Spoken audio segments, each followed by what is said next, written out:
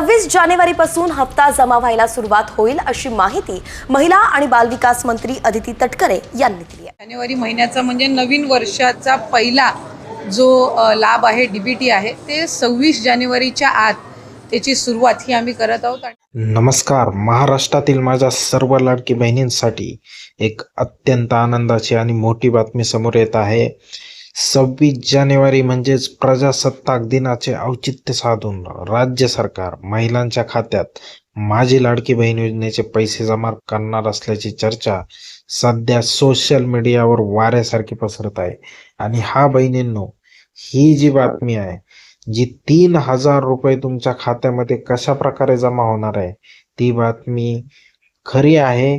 आणि कशा पद्धतीने हे पैसे तुमच्या अकाउंटला जमा होणार आहे ते आपण या व्हिडिओमध्ये बघणार आहे. बघा, 12 जिल्ह्यांमध्ये, महाराष्ट्रातील 12 जिल्ह्यांमध्ये या ठिकाणी पैसे जमा होण्यास ऑलरेडी सुरुवात झालेली आहे.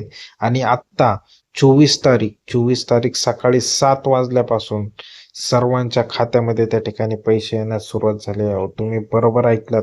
अनेक ठिकाणी असा दावा केला जात आहे की ज्या महिलांचे मागील हप्ते तांत्रिक कारणास्तव रखडले होते, ज्यांना डिसेंबर आणि जानेवारीचा हप्ता अद्याप मिळालेला नाही, अशा महिलांच्या खात्यात एकत्रित 3,000 रुपये जमा होणार आहेत. त्यामुळे कोणाचेही पैसे त्या ठिकाणी डुबणार नाहीयेत. कोणीही काळजी करायची त्या ठिकाणी गरज नाहीये. आणि ज्या महिलांना अपात्र केलेला आहे त्यांच्यासाठी तर अतिशय आनंदाची बातमी आहे. कारण की ई केवायसी ची मुदत या ठिकाणी वाढलेली आहे. आणि सर्व महिलांना ज्यांनी हप्ता पहिला घेतलेला आहे त्यांना परत त्या ठिकाणी या योजनेचा लाभ देण्याचं सरकारने त्या ठिकाणी ठरवलेलं आहे. आणि सर्वांना त्या ठिकाणी लाभ मिळणार आहे. पण त्याआधी तो लाभ कसा मिळवायचा हे बघण्यासाठी हा व्हिडिओ शेवटपर्यंत बघा. व्हिडिओवर नवीन आले असाल व्हिडिओला लाईक करा, शेअर पण करायला विसरू नका. आणि खाली हाईप बटन आहे, ते हाईप बटन दाबायला विसरू नका, ते अतिशय महत्वाचं आहे.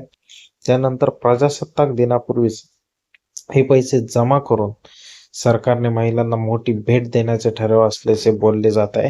यामुळे ग्रामीण आणि शहरी भागातील महिलांमध्ये आनंदाचं वातावरण त्या ठिकाणी पाहायला मिळत आहे.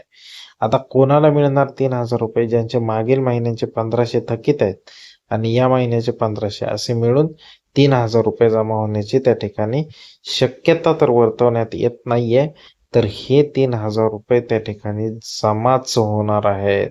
आता तुमच्या बँक खात्याला आधार कार्ड लिंक असणं अनिवार्य आहे बरं का. जर तुमच्या बँक खात्याला आधार कार्ड लिंक नसेल तर ते कारण ठरू शकतं की तुमच्या अकाउंटमध्ये त्या ठिकाणी पैसे येणार नाही. डीबीटी डायरेक्ट बेनिफिट ट्रान्सफर सक्रिय नसेल तर पैसे जमा होण्यास त्या ठिकाणी अडचण होऊ शकते. त्यामुळे आधार कार्ड तुमच्या बँकेला लिंक आहे का हे एकदा बँकेत जाऊन खात्री करा. तुमचं पासबुक त्या ठिकाणी प्रिंट काढायला विसरू नका. गेल्या काही दिवसांपासून महिला या हप्त्याची वाट पाहत आहेत. आता प्रजासत्ताक दिनाचा मुहूर्त साधून त्या ठिकाणी सरकारने घोषणा केलेली आहे. आणि तशा प्रकारचे अधिकृत नोटिफिकेशन, अधिकृत GR देखील त्या ठिकाणी आलेला आहे. आता महिलांना सावधानता तुम्हाला एक भगिनींनो बाळगायची आहे बघा.